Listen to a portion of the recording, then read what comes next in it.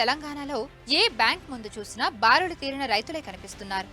రుణమాఫీ డబ్బులు అకౌంట్లో పడ్డాయో లేదో నిర్ధారించుకునేందుకు బ్యాంకులకు క్యూ కడుతున్నారు. డబ్బులు పడినట్టు మెసేజ్ వచ్చినా కూడా చాలా మంది రైతుల్లో సందేహం మాత్రం అలానే ఉంటుంది. పైగా సాంకేతిక సమస్యలతో కొంతమంది రైతులకు డబ్బులు జమ కాలేదని సమాచారం. మరోవైపు లక్షల మంది బ్యాంక్ అకౌంట్లు ఫ్రీజ్ అయి ఉండడం సంబంధిత రైతుల ఆందోళనకు కారణమవుతుంది. వరుసగా 3 సంవత్సరాల వరకు ఎలాంటి ట్రాన్సాక్షన్స్ నిర్వహించని ఖాతాల్లో డబ్బులు జమ కాలేదు. నాన్ పర్ఫార్మింగ్ అసెట్స్ అంటే ఎన్పీఏలో లిస్ట్ అయిన బ్యాంక్ ఖాతాలను పంట రుణమాఫీ నుంచి మినహాయించడం పలు విమర్శలకు కారణమవుతుంది. ఎన్పీఏలు అంటే బ్యాంకులు లేదా ఆర్థిక సంస్థలు జారీ చేసిన రుణాలు లేదా అడ్వాన్సులను రుణగ్రహీతలు సకాలంలో చెల్లించకపోవడం, కనీసం 90 రోజుల పాటు వడ్డీలు చెల్లించకపోవడంతో విఫలమైన వారిని ఎన్పీఏ కింద పరిగణిస్తారు. వారి అకౌంట్లు ఫ్రీజ్ అవుతాయి.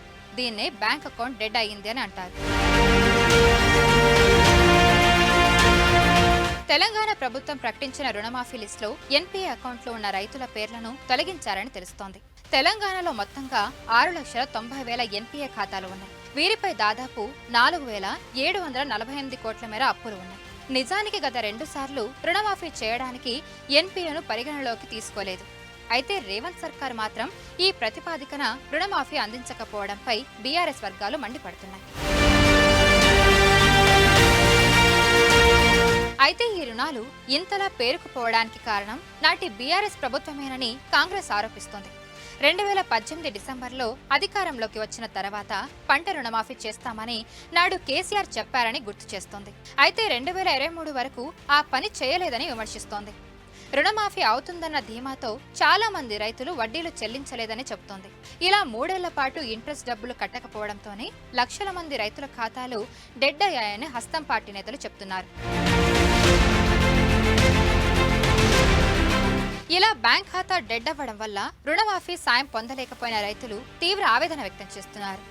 వారం రోజులుగా వ్యవసాయ అధికారులు బ్యాంకుల చుట్టూ ప్రదక్షిణలు చేస్తున్నా ప్రయోజనం లేదు. లోన్ రీపేమెంట్ డిఫాల్ట్ కావడం వల్ల మీ బ్యాంక్ ఖాతా ఫ్రీజ్ అవుతుంది. మీరు సంబంధిత లోన్ లేదా వడ్డీ చెల్లించిన తర్వాత ఆ అకౌంట్ మళ్ళీ యాక్టివేట్ అవుతుంది. అయితే బ్యాంక్ అధికారులను సంప్రదించాల్సి ఉంటుంది. అందుకే ఇలా అకౌంట్ ఫ్రీజ్కు గురైన వారు ముందుగా బ్యాంక్ అధికారులనే కలవాలి. ఆ అకౌంట్ ఎందుకు డెడ్ అయిందో అధికారులు వివరించిన తర్వాత సంబంధిత చెల్లింపులు చెల్లించాల్సి ఉంటుంది. ఇక అనుమానాస్పద మోసపూరిత కార్యకలాపాల కారణంగా కూడా అకౌంట్లు ఫ్రీజ్ అవుతాయి. అయితే అసలు కంటే వడ్డీ ఎక్కువగా ఉన్న వారికి కూడా రైతు రుణమాఫీ వర్తించదని బ్యాంకులు చెబుతున్నాయి.